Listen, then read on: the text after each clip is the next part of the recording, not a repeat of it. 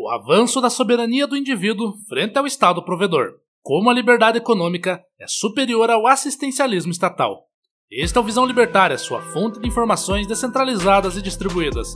Ajude a propagar as ideias da liberdade. Deixe o seu like e compartilhe com seus amigos. Um artigo seu pode virar vídeo aqui também, sabia? Este artigo foi sugerido por eu, Peter, gosto da Sasha Grey, escrito por Ardocino, revisado e narrado por Gordinho Caipira. Recentemente, o governo divulgou dados informando que cerca de 1,3 milhão de famílias deixaram o programa Bolsa Família em 2024 por terem melhorado a sua renda. Porém, o governo é tão mentiroso e manipulador que se um político te der bom dia, é melhor olhar para o céu para ver se está de dia mesmo. Por isso, vamos analisar o que está por trás da narrativa do governo e fazer uma reflexão sobre a realidade do assistencialismo governamental versus o livre mercado. O primeiro ponto que chama atenção é o suposto aumento na renda, que parece não condizer com a realidade. Se a renda está aumentando, porque parece que a cada dia está mais difícil fazer o salário chegar ao final do mês, os preços no mercado não param de subir. Cada vez menos vemos pessoas jovens comprando suas casas próprias. A gasolina não para de aumentar de preço, mas mesmo assim, o Estado quer que você compre a narrativa de que sua renda aumentou. De fato, se levarmos ao pé da letra, sua renda aumentou. Afinal, o salário mínimo sempre sobe, ou seja, a menos que haja uma crise à la Venezuela de desemprego, a renda sempre tende a aumentar. O problema é que a inflação aumenta em um ritmo muito mais acelerado que a renda, fazendo com que seu suposto aumento salarial seja apenas um número. Na prática, o que vemos são pessoas que ganham um pouquinho a mais de 2 salários mínimos, aproximadamente R$3 mil, tendo que pagar imposto de renda. Para a realidade do sofrido povo brasileiro, 3 mil pode não parecer tão pouco. Mas a verdade é que para uma família, principalmente uma que vive em alguma grande ou média cidade, esse valor mal dá para pagar as contas básicas do mês. Se por um lado, esse falso aumento na renda fez com que trabalhadores de chão de fábrica passassem a pagar imposto de renda, por outro, está fazendo com que pessoas pobres sejam retiradas do Bolsa Família como alguém que melhorou de vida. Agora que esclarecemos a mentirosa narrativa do governo, vamos partir para a nossa análise. As informações citadas até aqui reacendem um velho debate político altamente fervoroso e polêmico. Qual modelo adotar? Um Estado pautado na liberdade econômica e diminuição da máquina pública, ou um Estado assistencialista e provedor, que garanta a subsistência dos mais pobres através de benefícios sociais? E se tratando do Brasil, não é surpresa para ninguém que o modelo adotado foi o segundo. Rechaço da máquina pública e muito assistencialismo estatal.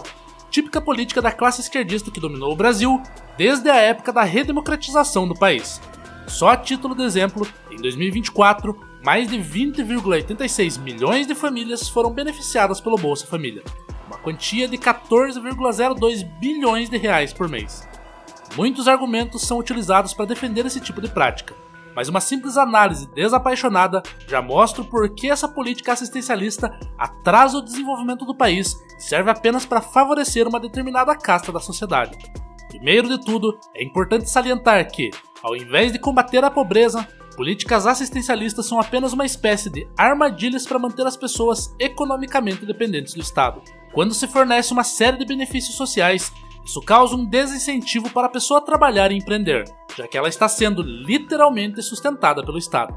Ao invés de buscar melhorar a sua qualidade de vida e gerar valor e riqueza com o seu trabalho para toda a sociedade, a pessoa simplesmente se acomoda diante da situação. Exemplo disso são os dados divulgados pelo Banco Central, relatando que beneficiários do Bolsa Família gastaram cerca de 3 bilhões de reais em bets, casas de apostas virtuais, em agosto de 2024. Dinheiro que poderia ser utilizado para empreendimentos e investimentos, mas que está sendo desperdiçado. É evidente que isso é uma estratégia bem planejada do ponto de vista político, manter as pessoas dependentes do governo para garantir votos na eleição. Ainda, quanto mais programas e benefícios sociais são implementados, mais a máquina pública cresce com a criação de novos setores, novos órgãos, consequentemente mais contratação de funcionários. É nessa hora que os amiguinhos dos políticos são beneficiados. Eles acabam ocupando os novos cargos e postos, formando uma verdadeira classe de parasitas estatais. Obviamente, há muitos trabalhadores esforçados em órgãos públicos, mas estes estão nos postos de baixo. Os altos postos já estão reservados para a casta privilegiada, formando um verdadeiro cabide de empregos. Assim sendo, pessoas sem o menor preparo e qualificação ocupam cargos de relevância, apenas se aproveitando do trabalho dos outros, enquanto eles mesmos não produzem nada. Nessa linha, outro argumento utilizado pelos parasitas é a ideia do Estado intermediário, distribuidor, modelo entre o capitalismo e o socialismo que possui o melhor dos dois mundos. Basicamente, um sistema onde há livre mercado e propriedade privada, mas no qual o Estado possa interferir para eliminar a desigualdade social e redistribuir a riqueza. Obviamente, trata-se apenas de uma utopia, mero sonho ilusório, apesar de ter sido plenamente adotado por nossa classe burocrática. Aqui também não é preciso muito esforço para refutar essa fantasia. Na medida em que se admite uma esfera de intervenção do Estado, mesmo que pequena, a tendência é sempre a mesma. Os políticos, na sua fome insaciável por poder e dinheiro, sempre acham alguma maneira de alargar essas esferas de intervenção. Dia após dia, vemos nos noticiários discursos defendendo cada vez mais a intervenção estatal na vida particular, em nome da defesa dos direitos humanos ou dos direitos fundamentais. O ponto é que sempre haverão justificativas ideológicas para a expansão da máquina pública. Mesmo o Estado mínimo sempre tende a crescer. A tentativa de invocar a Constituição para barrar esse crescimento estatal é pífia e inútil. Sempre haverá diversos malabarismos hermenêuticos para justificar o absurdo. Além disso, o próprio texto constitucional brasileiro é cheio de ideias socialistas. Basta ler os 5 primeiros artigos para perceber o paradigma do Estado democrático de direito garantidor da justiça, igualdade e do bem-estar social. Portanto, na medida que o aparato estatal cresce, as liberdades individuais e o livre mercado decaem, fazendo com que o Estado cada vez mais se aproxime do modelo socialista. E assim, esse processo vai seguindo seu ritmo gradativamente, até chegar ao ponto em que o governo totalitário controle todos os setores da sua vida íntima e particular. Se considerarmos o que foi dito até agora, com a estratégia Cloward-Piving, então tudo fica mais claro e começa a fazer sentido. Francis Fox Piving e Richard Cloward foram 2 sociólogos e ativistas políticos que tinham como objetivo o fim da pobreza. Para tal, eles defendiam um grande aumento das assistências sociais para colapsar o capitalismo dos Estados Unidos rapidamente por dentro. Segundo eles, após o colapso, naturalmente iria ser implementado o socialismo com uma renda universal garantida para acabar com a pobreza. Contudo, se de um lado temos a opressão e tirania estatal, do outro lado temos a liberdade econômica e o livre mercado. A expressão clássica e icônica que simboliza muito bem esse ideal é a expressão francesa laissez-faire, laissez-aller, laissez-passer, le monde va de lui-même. Traduzido significa deixai fazer, deixai ir, deixai passar, o mundo vai por si mesmo. A ideia aqui é ter total liberdade econômica sem nenhuma intervenção governamental. Se as pessoas são livres para empreender e efetuar trocas voluntárias entre si, isso as estimula para trabalharem e gerarem valor para a sociedade.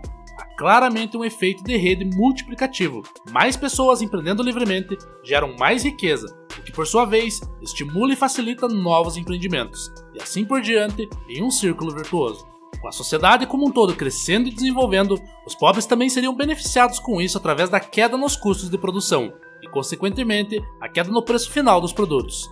Maior facilidade para encontrar empregos, ou seja, todo mundo sai ganhando. Consequentemente, com o pobre conseguindo ganhar mais, ele se torna um indivíduo soberano, isto é, não depende do governo e não está mais nas mãos dos políticos, é plenamente senhor de si. A casta política sabe muito bem que liberdade econômica põe em risco a sua posição privilegiada e seus benefícios, pois implica em uma transferência de poder e riqueza dos parasitas estatais para a população. Seu desejo é manter o status quo a todo custo. Muito se fala hoje em dia sobre a dignidade da pessoa humana, mas esquecem que não é possível ter dignidade sem liberdade. Retirar a liberdade do indivíduo necessariamente implica em deixá-lo em uma posição subalterna em relação ao outro. Qualquer fala sobre direitos humanos e dignidade nesse tipo de situação é meramente um discurso retórico vazio. Portanto, liberdade econômica não quer dizer apenas a possibilidade de ganhar mais, mas representa também uma espécie de carta de alforria para o simples trabalhador. É o seu ticket para escapar da corrida dos ratos. Devemos ter em mente que quando se fala em livre mercado contra assistencialismo e intervencionismo estatal, o fundamental não é apenas o aspecto econômico, embora ele seja importante. O grande ponto subjacente nessa questão é o embate entre liberdade e totalitarismo. Obrigado pela audiência, este é o canal colaborativo, participe você também. Cadastre-se agora mesmo no nosso site visãolibertaria.com e envie os seus artigos por lá. Os colaboradores recebem recompensas em Bitcoin.